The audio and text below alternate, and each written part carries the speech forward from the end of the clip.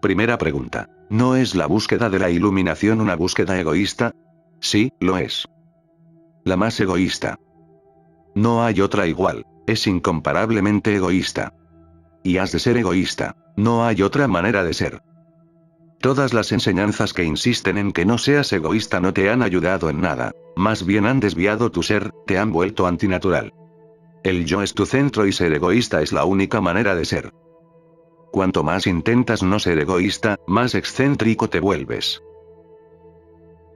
La palabra excéntrico es hermosa. Significa, simplemente, descentrado. Entonces dejas de tener tus raíces en ti, entonces dejas de estar conectado con tu ser. Y el hombre que no está conectado con su ser vive una vida falsa, una vida artificial. Toda su vida es más un sueño que una realidad. Realmente no puedes evitarlo. En tu interior eres egoísta. A lo sumo puedes volverte un hipócrita. Intentas no ser egoísta, pero eso es imposible. Aunque te esfuerces por no serlo, continuarás siendo egoísta. De esta manera creas una dualidad, un conflicto y todo lo que dices superficialmente, lo niegas en tu interior. Y bien lo sabes. ¿Cómo vas a engañarte a ti mismo? Exteriormente dices una cosa, interiormente transmites sencillamente lo contrario. Sucedió. Mullah Nasruddin fue demandado ante los tribunales y el juez le preguntó: ¿duermes con esta mujer, Nasruddin? Nasruddin contestó: no, señoría, en absoluto. Ni siquiera un segundo. Esta es la situación. Dices algo e inmediatamente tu interior lo contradice. Te conviertes en una contradicción. Te vuelves tenso. Tu vida se convierte en una profunda angustia, en un sufrimiento. Yo te enseño a ser totalmente egoísta porque te enseño a ser natural. Pero si me comprendes correctamente, lo cual es difícil, puedes malinterpretarme. Si eres realmente egoísta, tu vida desbordará altruismo. Porque cuando un hombre está conectado con su propio ser tiene mucho que compartir, mucho que dar. No es necesario comportarse de manera altruista. Si estás centrado, eres altruista porque tu amor es desbordante. Tu ser se desborda y has de compartir. Eres simplemente como una flor que rebosa fragancia y la difunde a los cuatro vientos. Estás como preñado. Dentro de ti tienes tanto que te ves obligado a dar, a compartir. Y cuanto más compartes, más se desarrolla. Pero compartes desde tu centro. No te estoy diciendo que cuando eres egoísta dejas de ser altruista, no, justo lo contrario. Si intentas ser generoso sigues siendo, interiormente, egoísta. Cuando te vuelves totalmente egoísta, en tu vida se manifiesta una generosidad tremendamente maravillosa. Pero ni siquiera eres consciente de ella porque si lo eres, es falsa. Lo natural y saludable no requiere conciencia. ¿Eres consciente de tu respiración? Sí. A veces. Cuando algo va mal, cuando surge alguna enfermedad, cuando la respiración no es como debería ser, entonces prestas atención, entonces te alarmas, entonces eres consciente. Si no, la respiración pasa desapercibida.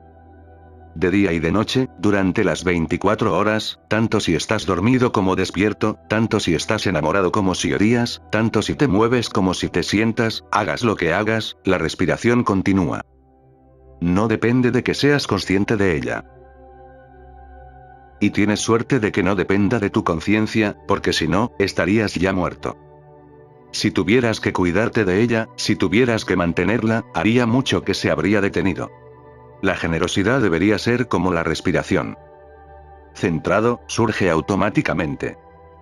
La generosidad no es lo opuesto al egoísmo. La generosidad es el subproducto de ser totalmente egoísta. Eso es lo que te enseño. Y todas las iglesias, todas las religiones, y todos los sacerdotes y predicadores, han estado enseñándote exactamente lo contrario. Han corrompido a la humanidad, han envenenado vuestras mentes. Ni siquiera puedes centrarte y estás intentando ayudar a los demás, tratando de serles útil. En lo único que los puedes ayudar, fundamentalmente y en primer lugar, es a estar centrados y conectados interiormente. Sí, la iluminación es una búsqueda egoísta.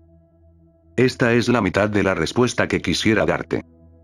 Ahora va la otra mitad. Debido a que la iluminación es una búsqueda egoísta, la más egoísta, incomparablemente egoísta, no podrás alcanzar la iluminación buscándola. Buscarla te convertirá en un buen hombre, sabio, compasivo, y mil y una cosas, pero no hará que te ilumines. Para mí existen tres tipos de personas.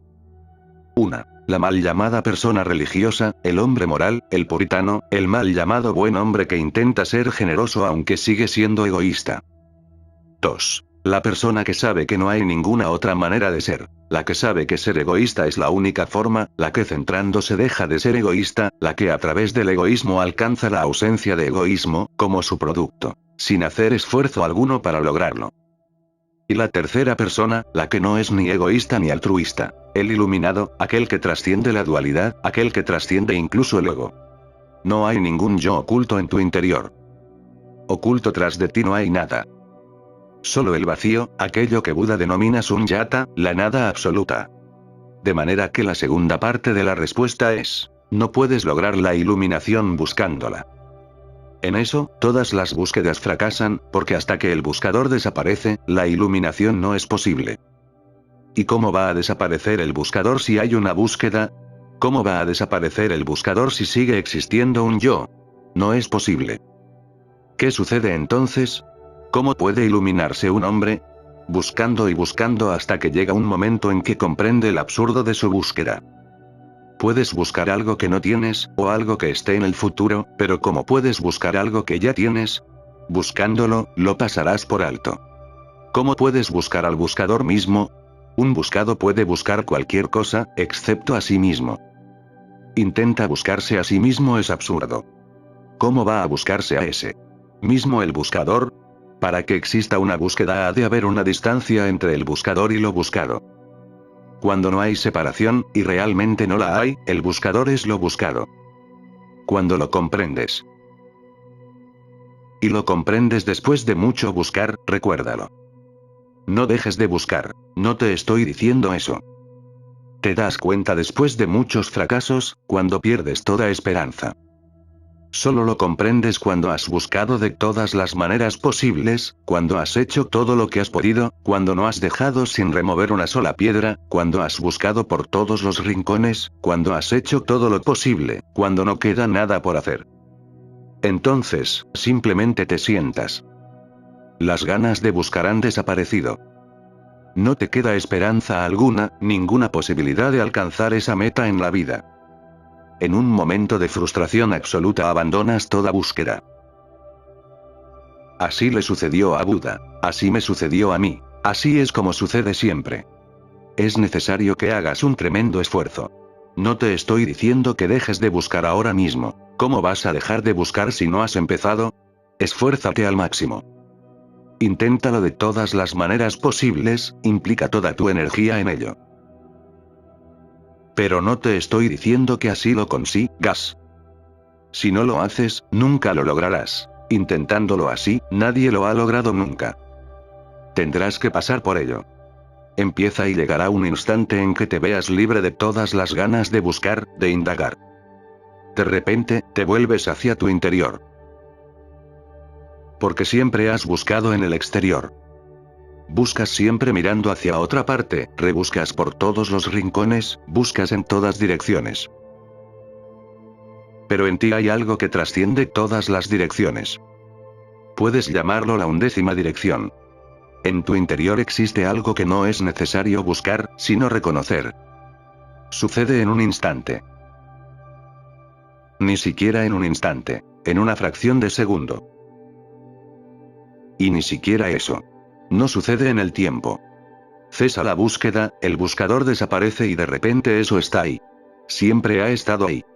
Segunda pregunta. ¿Cuál es la diferencia entre conocimiento y sabiduría? ¿Y comprensión? Hay mucha diferencia. Y la diferencia no es cuantitativa, es cualitativa.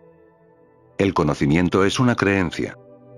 El conocimiento es la experiencia de otro, no tu propia experiencia.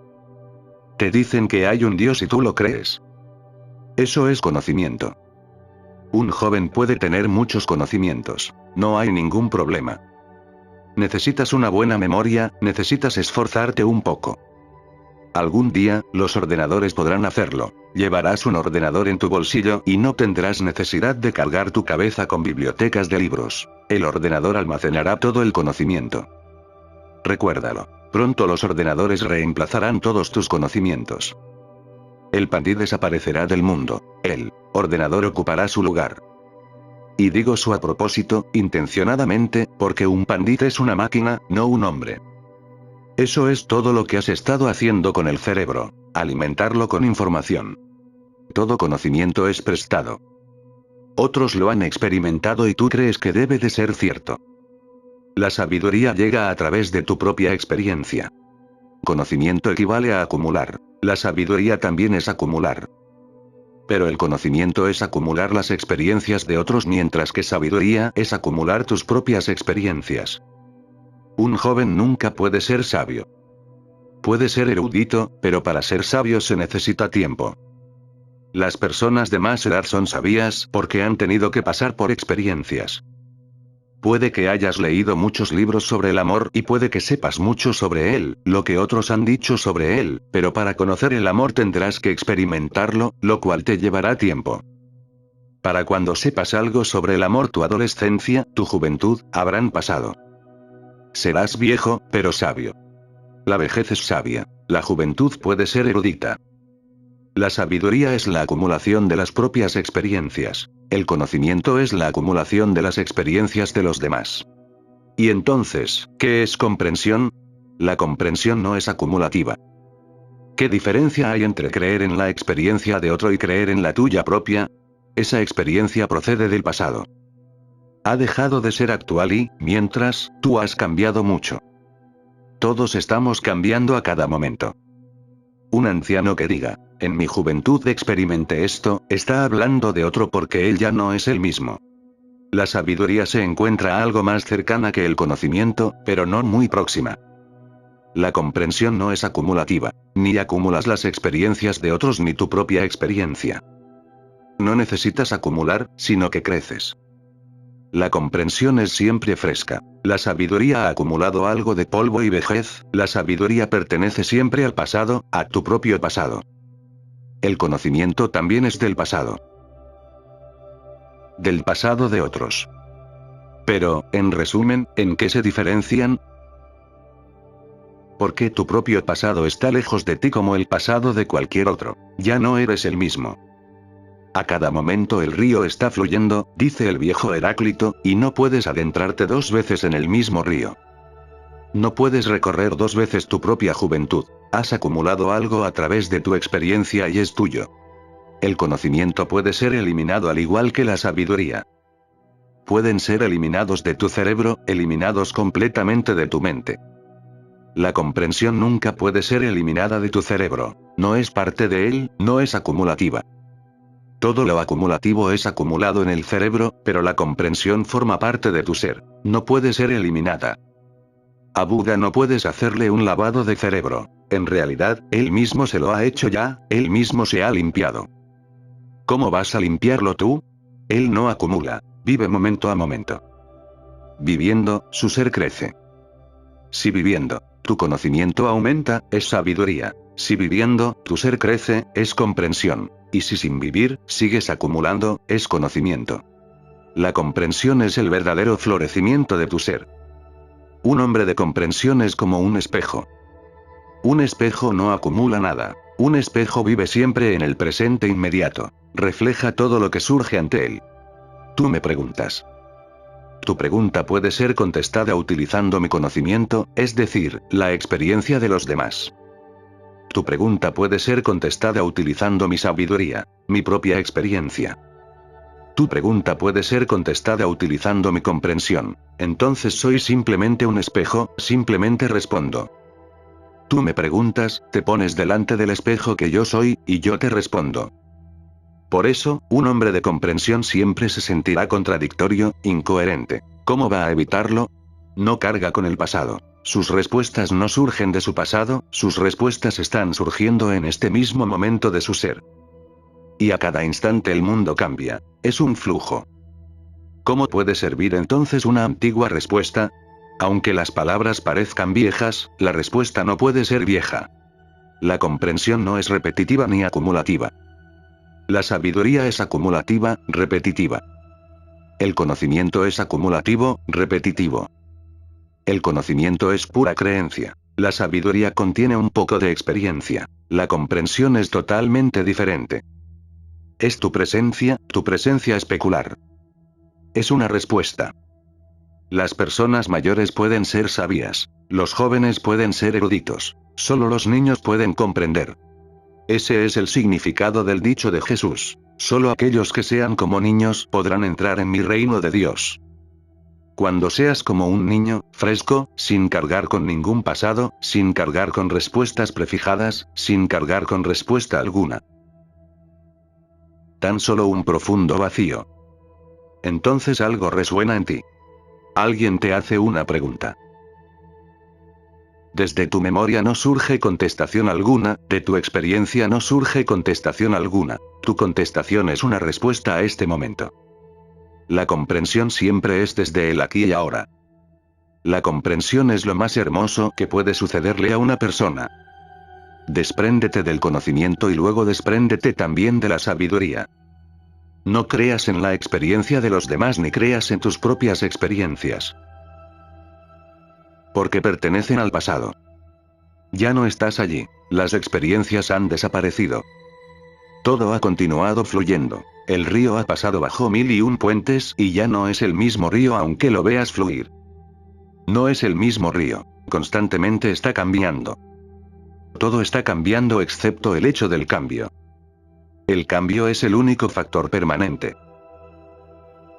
Así que ¿cómo puedes confiar en el pasado? Si confías en él, siempre te perderás el presente. Los ancianos, los sabios, siempre están dispuestos a aconsejar a los demás. Están rebosando consejos y nadie los escucha. Eso es bueno. Nunca los escuches, porque nunca vivirás las mismas experiencias que ellos han vivido.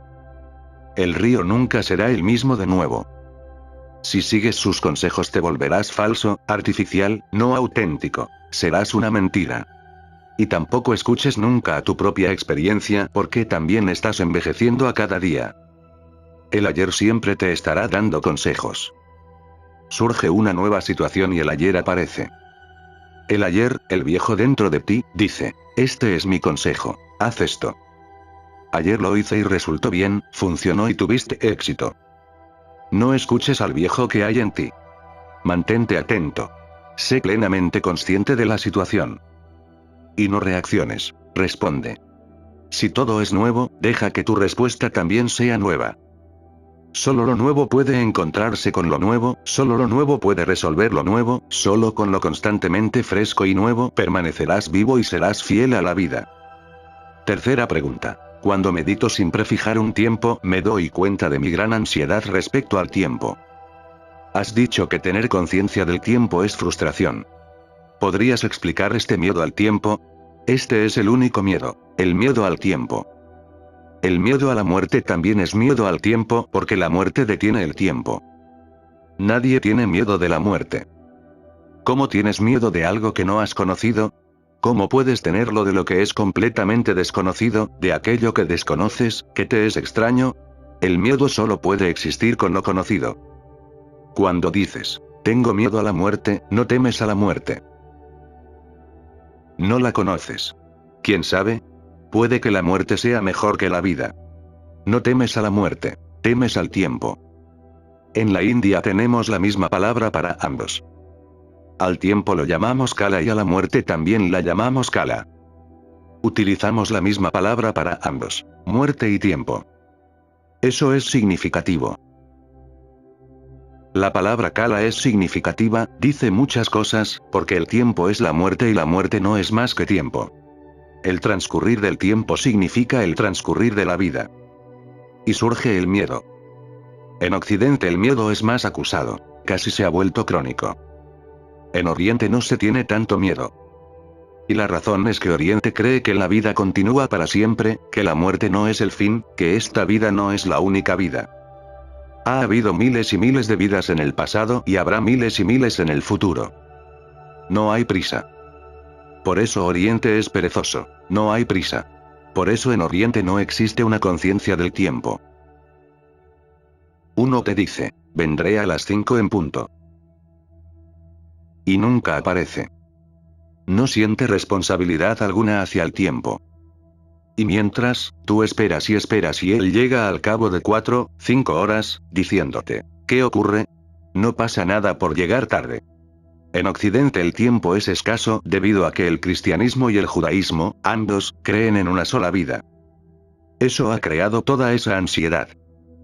Tan solo existe una vida. 70 años a lo sumo, de los cuales un tercio los pierdes durmiendo. Si vives 60 años, 20 los pierdes durmiendo, 20 más en la educación, en esto y lo otro, y los restantes 20 años, trabajando, en tus tareas, con la familia, el matrimonio y el divorcio. Si realmente echas cuentas descubrirás que no hay tiempo para vivir. ¿Cuándo voy a vivir? El miedo te atenaza el corazón mientras la vida pasa. El tiempo se escurre entre tus manos y la muerte se aproxima a cada momento con un ritmo constante. En cualquier momento puede llamar a tu puerta. Y el tiempo es irrecuperable, no puedes volver atrás. Se ha ido para siempre. El miedo, la ansiedad, la neurosis del tiempo se están volviendo crónicos, casi como si fueran la segunda naturaleza del hombre occidental. Continuamente consciente y temeroso del tiempo que se le escapa. Fundamentalmente su miedo es, todavía no he vivido, el tiempo está pasando y no puedo recuperarlo, no puedo volver atrás. Se ha ido para siempre. La vida se acorta cada día que pasa, va menguando y menguando. El miedo no es a la muerte, tienes miedo al tiempo. Y si profundizas, verás que tienes miedo de la vida que no has vivido. No has sido capaz de vivir. Si vives, entonces no tienes miedo. Si la vida se vive con plenitud, no hay miedo. Si has disfrutado, si has alcanzado lo máximo que la vida puede ofrecerte, si tu vida ha sido una experiencia orgásmica, una poesía profunda vibrando en tu interior, una canción, una fiesta, una ceremonia, si has vivido cada momento plenamente, entonces el miedo al tiempo desaparece, entonces el miedo no existe. Aun cuando la muerte viniera hoy, estás listo, estás preparado. Has conocido la vida. En realidad, darás la bienvenida a la muerte porque ahora se abre una nueva oportunidad, una nueva puerta. Un nuevo misterio es revelado. He vivido la vida y ahora la muerte está llamando a mi puerta. Voy corriendo a abrirla. Entra. Ya que he conocido la vida, me gustaría también conocerte a ti. Es lo que le sucedió a Sócrates cuando se estaba muriendo. Sus discípulos, naturalmente, empezaron a gemir y a llorar. Sócrates abrió entonces los ojos y les dijo: «Dejad de llorar. ¿Qué estáis haciendo? ¿Por qué lloráis y gemís? Yo ya he vivido mi vida y la he vivido plenamente. Ahora la muerte se acerca y eso me entusiasma. La estoy esperando con mucho amor, deseándola esperanzado. Una nueva puerta se abre, la vida revela un nuevo misterio». Alguien le preguntó: «¿No estás asustado?» Sócrates le contestó: «¿Por qué debería tener miedo a la muerte? En primer lugar, no sé lo que va a suceder. En segundo lugar, hay solo dos posibilidades. O sobreviviré, con lo cual el miedo deja de ser un problema, o no sobreviviré, y tampoco en este caso el miedo es un problema. Si no sobrevivo, no hay ningún problema. Cuando no sea, no podrá haber ningún problema. Y si sobrevivo tal y como soy aquí, si mi conciencia sobrevive, entonces tampoco habrá ningún problema porque todavía estaré presente. También en mi vida hubo problemas y los resolví, de manera que si se presentan otros, los resolveré. Y resolver un problema siempre es una alegría, supone un reto. Aceptas el desafío y lo afrontas. Y cuando lo resuelves, una gran felicidad te invade. El miedo a la muerte es miedo al tiempo.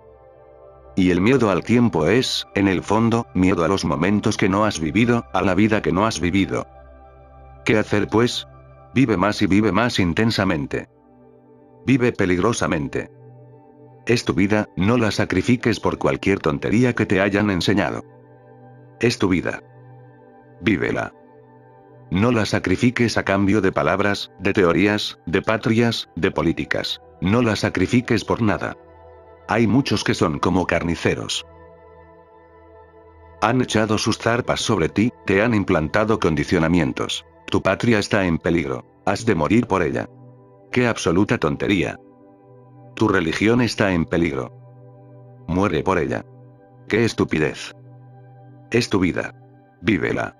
No mueras por nada más. Muere solo por la vida. Este es el mensaje. Y entonces el miedo desaparecerá. Pero hay gente dispuesta a aprovecharse de ti. Te dicen, muere por esto otro. Solo quieren una cosa, que seas un mártir. Y entonces surgirán los miedos. Vive. Y no creas que morir requiere coraje. El único coraje es vivir la vida totalmente. No hay más coraje que este. Morir es muy simple y fácil. Puedes ir y saltar desde un precipicio, puedes colgarte. Es muy fácil. Puedes convertirte en mártir por un país, por un dios, por una religión, por una iglesia. Todos carniceros. Todos asesinos. No te sacrifiques por nada.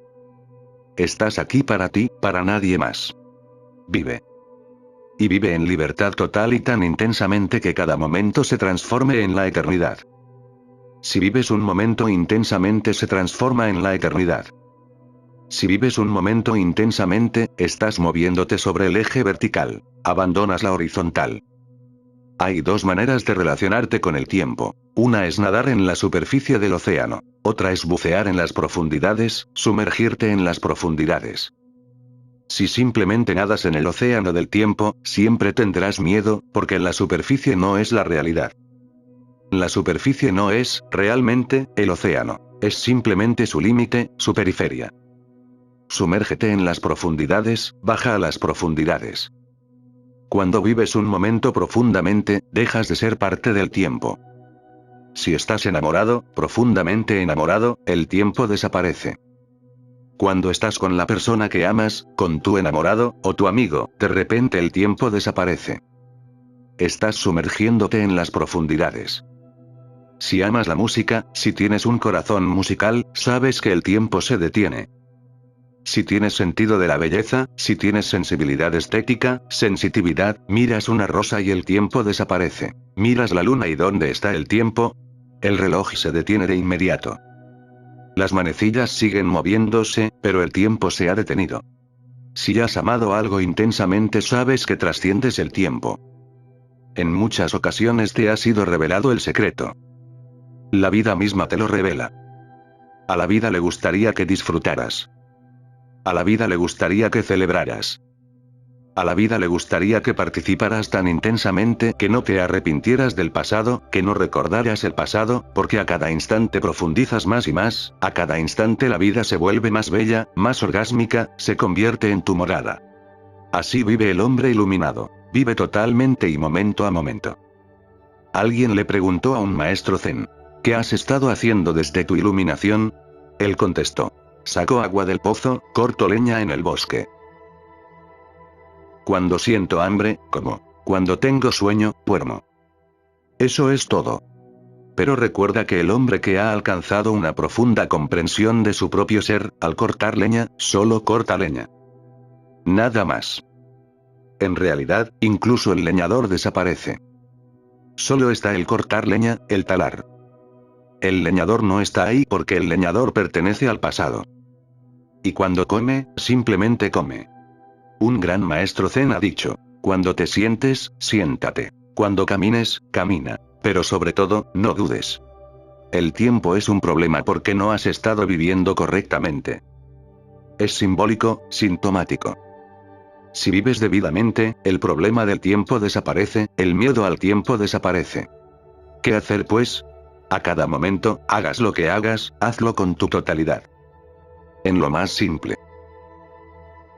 Bañándote, sumérgete en el baño por completo, olvídate del mundo entero. Al sentarte, siéntate. Al caminar, camina. Y, sobre todo, no dudes. Siéntate bajo la ducha y deja que la existencia llueva sobre ti. Fúndete con esas hermosas gotas de agua que caen sobre ti. Lo más insignificante, limpiar la casa, preparar la comida, lavar la ropa, pasear por la mañana. Hazlo de forma total. Entonces no necesitarás ninguna meditación.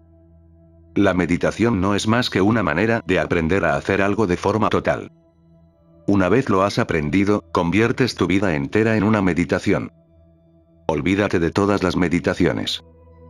Deja que la vida sea la única ley, deja que la vida sea la única meditación. Y entonces el tiempo desaparecerá. Y recuerda que cuando el tiempo desaparece, la muerte desaparece. Entonces no tienes miedo a la muerte. De hecho, la esperas. Simplemente piensa en ello. Si esperas la muerte, ¿cómo va a existir la muerte? Esta espera no es suicida. Esta espera no es patológica. Ya has vivido tu vida. Y si has vivido tu vida, tu muerte se convertirá en su culminación. La muerte es el clímax de la vida, la cumbre, el crescendo. Has vivido las pequeñas olas del comer, del beber, del dormir, del caminar, del hacer el amor. Has vivido pequeñas olas, grandes olas. Y entonces llega a la ola mayor, mueres. Tienes que vivirla también de forma total. Y entonces estás dispuesto a morir. Esa misma disposición es la muerte de la muerte.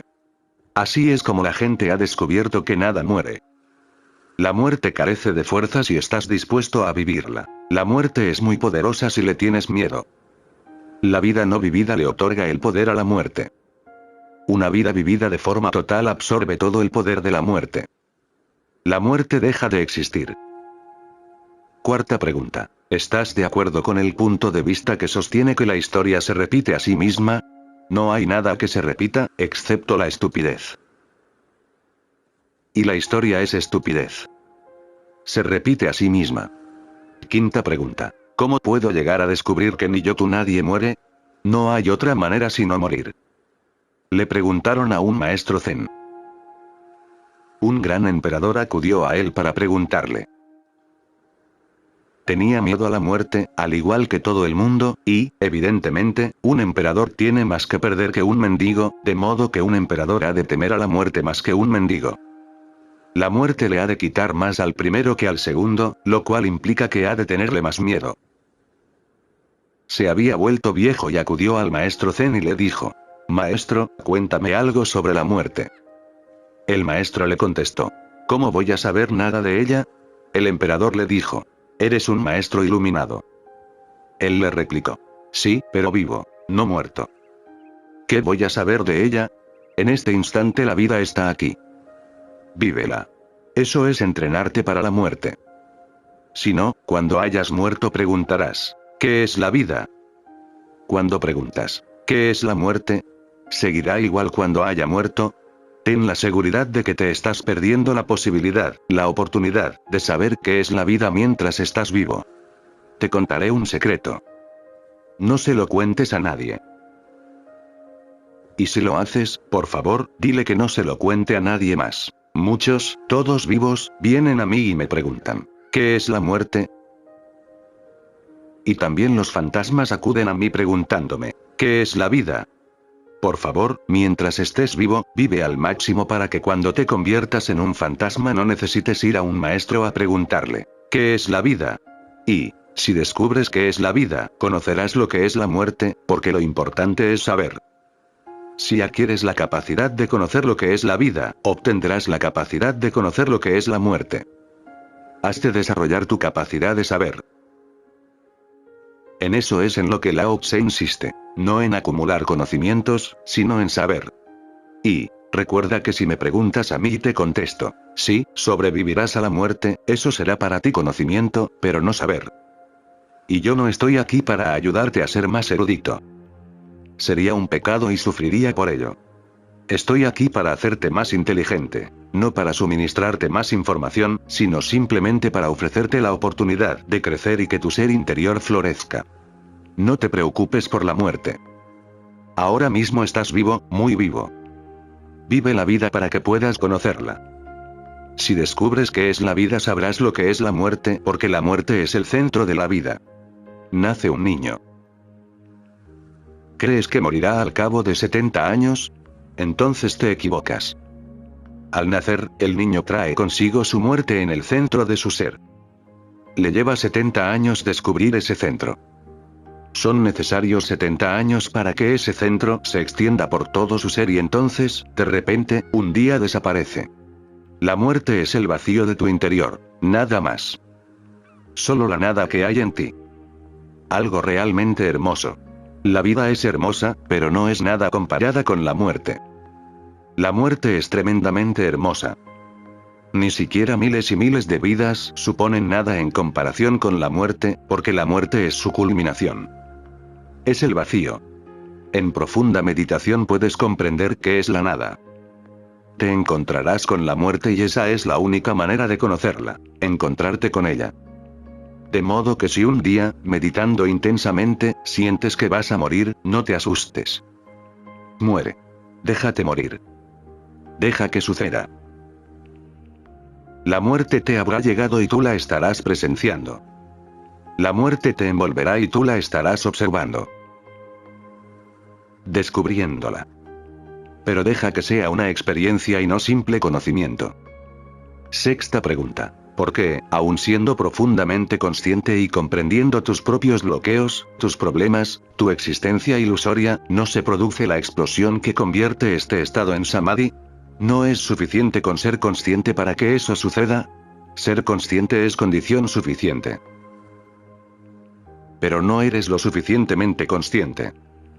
Ser consciente es suficiente para provocarlo. Si no sucede es porque no eres lo suficientemente consciente.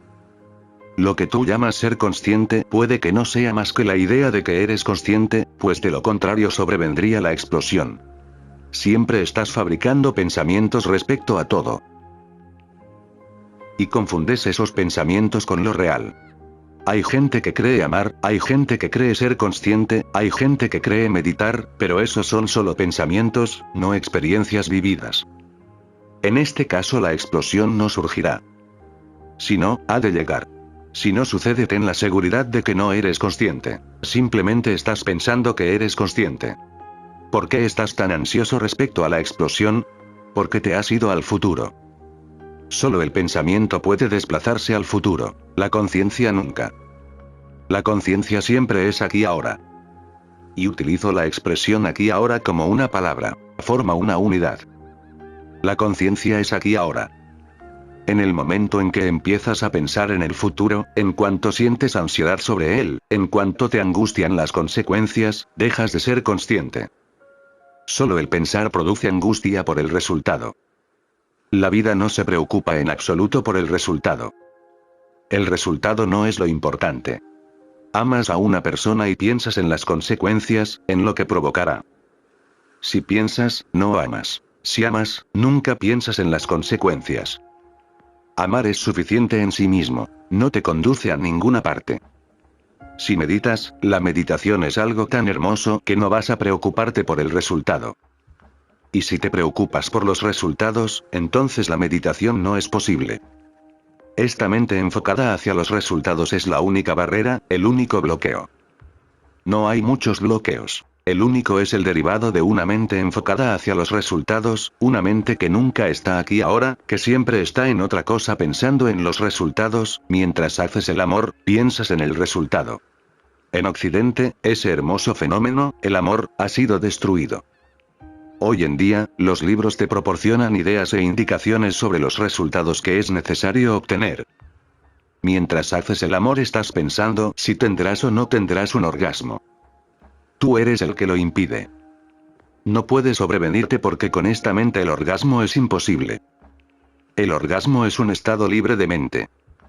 Surge cuando la mente desaparece, sucede cuando estás totalmente centrado en el momento. Debido que en Occidente hay tanta gente preocupada por el orgasmo, cada vez se publican más libros sobre cómo lograrlo. Cuantos más libros se publican, más difícil te es alcanzarlo. Y entonces son necesarios más libros. De esta manera, oferta y demanda conforman un círculo vicioso. Es posible que dentro de unos años, en este siglo, todos lo veremos, cuando este siglo acabe, Occidente se haya vuelto completamente incapaz de tener un orgasmo, porque si empiezas a pensar, los pensamientos actúan como una barrera. Y entonces comienzan las manipulaciones. Me he encontrado con libros titulados ¿Cómo hacer el amor? ¿Puedes imaginarte algo más estúpido que el amor transformado en técnica? Entonces el amor se convierte en una técnica. El amor, oh Dios, no son técnicas. No son cosas para hacer, son maneras de ser, no maneras de hacer. Y para ser solo hay una condición que cumplir y es esta: estar totalmente presente. ¿Por qué piensas en el resultado? ¿Qué hay de malo en el momento presente? ¿Qué te falta ahora mismo? Yo estoy aquí, tú estás aquí, los árboles están felices, el cielo es hermoso. ¿Qué te falta? ¿Cómo puede haber más perfección que la que existe en este momento? Todo es perfecto tal y como es. Pero tu mente dice, no. Quedan muchas cosas por hacer. Entonces serás perfecto. Esta es la enfermedad, el cáncer de la mente preocupándose por el resultado, por mejorar las cosas, por hacer el bien. Todo es perfecto, no necesitas ser un perfeccionista. Solo lo desordenarás todo un poco más. No puedes mejorar nada. Simplemente intenta mantenerte en el presente, relájate en él y deja que el futuro siga su propio curso. No busques metas. Deja que el medio se convierta en el fin. Deja que el camino sea la meta. Séptima pregunta. Desde este lado de la valla no parece una broma, sino un sucio truco. Es debido a ti. Si no, es un bonito chiste. Pero eso es lo que tú interpretas. Este sucio, este truco, es lo que tú interpretas. Deshazte de toda interpretación y míralo de nuevo. Míralo con unos ojos nuevos. Es una broma. Y bonita. Y Dios es un bromista. Hay una hermosa parábola judía. En un pueblo, en cuanto surgía algún problema, el rabino se iba al bosque y realizaba allí ciertos rituales mágicos rezándole a Dios. Y siempre el pueblo era ayudado. Un día el rabino murió y lo sustituyó otro rabino. Surgieron nuevos problemas y el sucesor se fue al bosque, pero no encontró el lugar exacto, de modo que le dijo a Dios: desconozco el lugar exacto en el que el anciano practicaba sus rituales, de manera que los haré en cualquier parte. Tú estás en todas partes, de modo que no hay problema, puedes escucharme desde donde quiera que estés. Realizó el ritual y el pueblo fue ayudado. Entonces él murió y otro joven lo sustituyó. De nuevo aparecieron dificultades. El hombre se dirigió al bosque y le dijo a Dios: desconozco el lugar, desconozco el ritual, pero tú lo sabes todo. Por lo tanto, ¿de qué servirá intentarlo? Simplemente te digo, evita esta dificultad a mi pueblo. Y, el pueblo fue ayudado. Entonces ese hombre murió y le sucedió a otro joven. De nuevo, el pueblo atravesó dificultades. Pero el joven nunca fue al bosque. Se sentaba en su silla y decía: escucha. No sé a dónde iban los ancianos, desconozco el ritual, desconozco qué oración recitaban. Pero te contaré una historia. Y sé que te encantan los cuentos. Por favor, ayuda a mi pueblo. Y, le contó una historia y el pueblo fue ayudado. Me encanta esta parábola. Dios es un cuentacuentos. Le encantan los chistes. Pero si a ti te parece un sucio truco, esa es tu interpretación. Olvídate de tus interpretaciones y vuelve a mirar con una mente fresca, sin interpretaciones, sin la resaca del pasado. Y empezarás a reír. El mundo es verdaderamente hermoso, el chiste es perfecto. Octava pregunta. ¿Cuánta paciencia es necesaria? ¿No hay realmente nada que podamos hacer? En cuanto preguntas, yerras.